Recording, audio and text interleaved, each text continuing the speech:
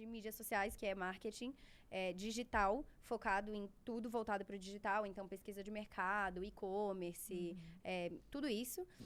E aí eu cursei essa faculdade, era noturna, então rolava trabalhar e estudar, e eu migrei, né? Fui daquela, passei nessa outra, fiz o vestibular de novo, passei nessa outra e cursei.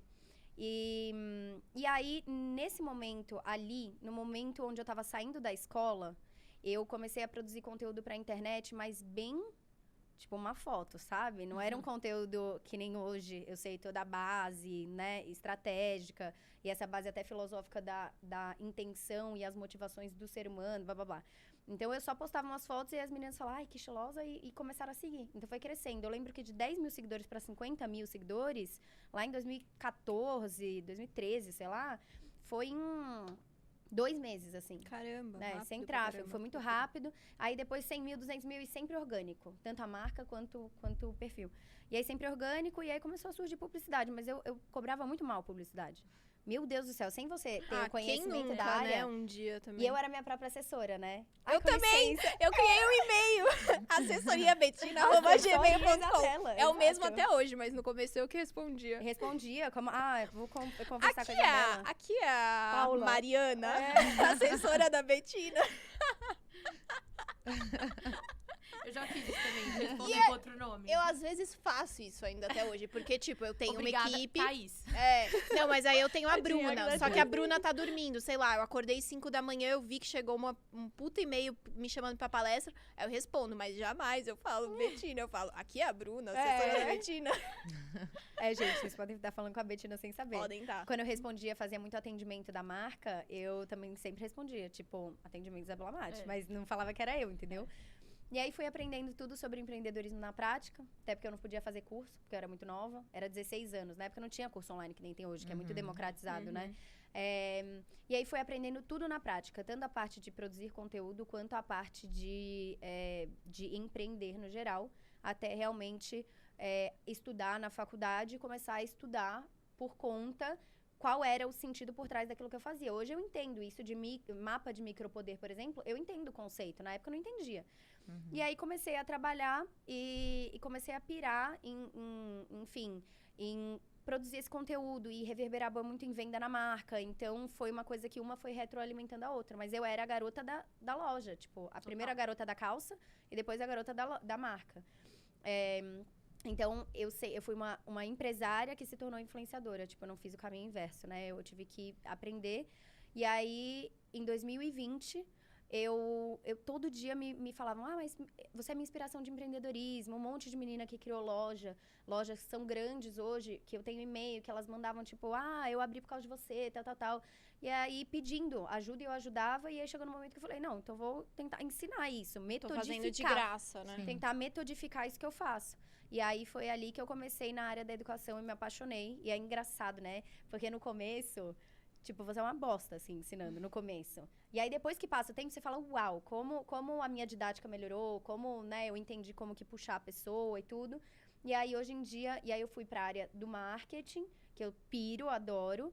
Só que eu entendi que nessa jornada também, na parada da filosofia, por exemplo, que eu quis fazer pós em filosofia, eu quero trabalhar com filosofia, é uma coisa que eu amo, eu entendi que o meu cenário era mais amplo, é o empreendedorismo como um todo. Então, o marketing em si, ele também agrega muitas áreas que ajudam as pessoas, mas a área do empreendedorismo eu comecei a ver que era muito deficiente em pequenas empresas. Não saber estruturar, por exemplo, o financeiro, sabe? Todo esse tipo de coisa. E aí eu falei, putz, se eu tenho esse histórico e eu sempre fiz todas as áreas da loja, então... eu sei a bagagem de como fazer isso, e hoje em dia é muito melhor do que antes, né? E aí, então, eu migrei para essa área do empreendedorismo e 2 outras coisas que me fascinam muito, que é a comunicação e a filosofia. Então, hoje, a minha consolidação é empreendedorismo, que tem a mentoria, por exemplo, que é voltada para negócios digitais, e explicar às pessoas comunicação e filosofia para elas viverem melhor. E aí, a filosofia é isso. Eu tenho o propósito de palestrar sobre filosofia. Eu vejo que tem um gap muito grande hoje em filósofos que são grandes no Brasil. Os maiores nomes são masculinos. E são homens barbudos, sabe? Mais velhos. E aí eu acho Existe um estereótipo, né? Não, filósofo. Aí vai vir, tipo, Sócrates, assim, pensador com a barba, Total. meio grego. E eu acho legal quebrar, porque as mulheres também precisam entender que a filosofia não precisa ser chata, não precisa falar termos, não precisa sempre estar citando filósofo. Você pode trazer os conceitos. Eu amo filosofia, eu forma nunca li um prática. livro de filosofia. Nunca, nenhum. Você pode trazer os conceitos Eu práticos. odiava filosofia na escola. Sempre Eu não gostei. sabia o que era. Eu sempre gostei. Eu fui descobrir o que era filosofia, acho que deve fazer uns 3 anos. Eu Mas gostei. eu Escola, acho não. isso muito genial, porque, por exemplo, eu sou uma pessoa, eu defendo muito essa questão de você sentir a sua audiência, né? Eu acho que tudo que acontece nas redes sociais, isso decorre de um comportamento humano em massa. Então, tudo que a gente vê, por exemplo, o Instagram está mudando, as pessoas estão vendo menos stories, né? Sempre tem, nossa, meus stories estão com as views lá embaixo. Tá, enfim, nossa, o Instagram agora vai botar vídeo. Mas isso não é porque o Instagram está definindo sozinho, é porque existe um comportamento em massa que definiu que isso vai ser priorizado. E eu observo muito, assim, que as pessoas hoje, elas estão muito carentes dessa parte filosófica mesmo, até de entender as redes sociais. Porque as pessoas estão ficando doentes com isso. Tipo, é muito surreal. Então, igual eu fiz um lançamento agora recentemente, né? Que eu construí toda a narrativa do lançamento. E assim que eu resolvi colocar pra galera se inscrever, eu rodei um formulário de pesquisa. Pedi para as pessoas me responderem algumas perguntas para eu conseguir estruturar o evento da melhor forma para elas. E aí, uma das perguntas que eu coloquei foi: qual é o seu sentimento em relação à internet hoje, se você pudesse definir em uma palavra? E 80% das Ansiedade. respostas foi frustração. Aham. Frustração, foi essa palavra. Estou extremamente frustrada, me sinto extremamente frustrada. Igual você falou, ansiosa. Aham. Então, as pessoas estão se sentindo assim. É muito importante trazer esse lado mais humano também, das pessoas entenderem como elas podem viver a vida bem nessa nova era, que é o digital. Então, a gente tem que se moldar a isso, né? Quando a gente estava conversando com uma amiga minha antes de vir aqui, quando a gente assiste o story de uma pessoa, na maioria das vezes, quando eu tô na merda, eu não tô postando story. Então, a pessoa que entra no meu story, ela acha que minha vida é perfeita. É. E daí você começa a olhar pra várias vidas perfeitas, a sua vida é uma bosta, ou você acha que é uma bosta, e aí você tá passando por um dia péssimo. E aí você se compara com aquilo ali que você tá assistindo, né? Então, essa parte da filosofia... Compara o palco, o seu bastidor com o palco do outro, né? exato. Exato. Então, essa parte da filosofia, acho que ela entra num momento muito oportuno. E a gente está vivendo numa época que todo ciclo histórico, né? A história vai se desenvolvendo e aí tem movimentos que acontecem. A gente está num movimento em que coisas que não eram para estar na lógica de consumo estão. Por exemplo, a educação. A educação, antes, o professor que era pesquisador, ele ganhava muito mais e era promovido. Além de, por exemplo, ele podia ter um processo contra assédio. Ele era promovido e aquele professor que era um professor muito bom para os alunos não era. Então, antes, a pesquisa estava muito mais atrelada à educação. Educação, saúde, por exemplo. Quando a gente entra num desenvolvimento sociológico em que a lógica das relações sociais é uma lógica de consumo, as pessoas passam a ficar... Por exemplo, dá um exemplo. Quando entra na lógica de consumo na educação, você fala, se o professor não me atender, ele é um merda.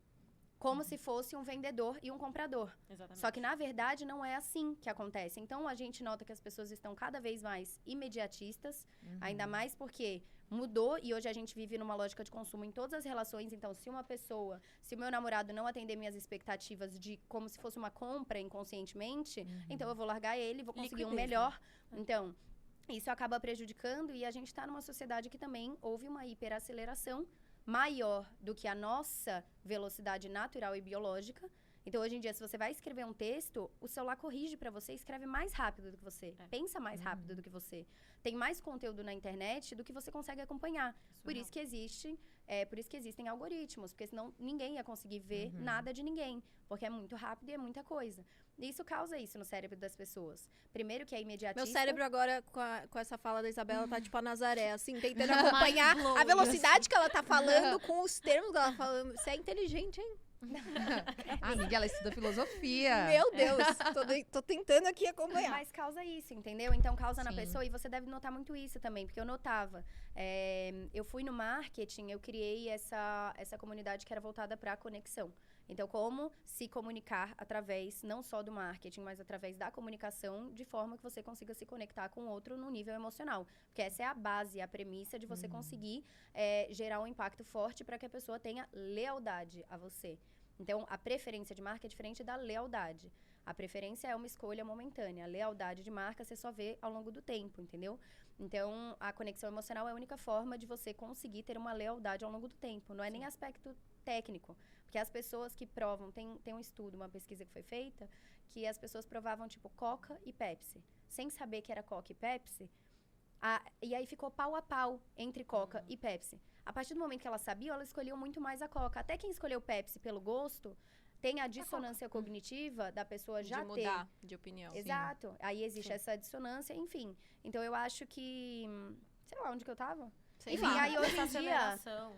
E aí hoje em dia eu noto isso, que essa aceleração causa adoecimento. E esse Total, adoecimento... total. E esse adoecimento psíquico... E é ouvir áudio no ×2, é assistir vídeo no ×2. As séries, a gente passou a criticar as séries por, parada demais, Não, né? é A gente vídeo quer ver de série 10 que, tipo, segundos. acontece. Senão, acontece, se a série é devagar, já virou E uma essa- crítica, né? é Ser isso. devagar. Essa questão da aceleração até me fez lembrar esse momento da moda que a gente vive.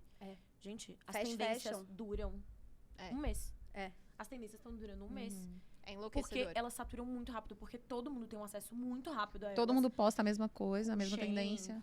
Não, e enfim. a Shein são 10 mil... Tipo, de 2 a 10 mil produtos novos por dia. Não, Por é dia. surreal. É um fast fashion. Eles Fast, criaram fast, um fast novo... fashion. Eles criaram um novo conceito. É um desafio gigante pra quem produz moda. Imagina. Você fala, caramba, eu vou ter que ver 2 anos de antecedência, 1 ano de antecedência, pra conseguir produzir e não sair de moda na hora que eu fiz, E não entendeu? sai de moda. Exato. Mas assim, as tendências saturam muito rápido exatamente por essa aceleração mesmo. As pessoas têm muito rápido, usam todas ao mesmo tempo, e aí satura, e aí próxima tendência. E aí tem todo aquele debate, né?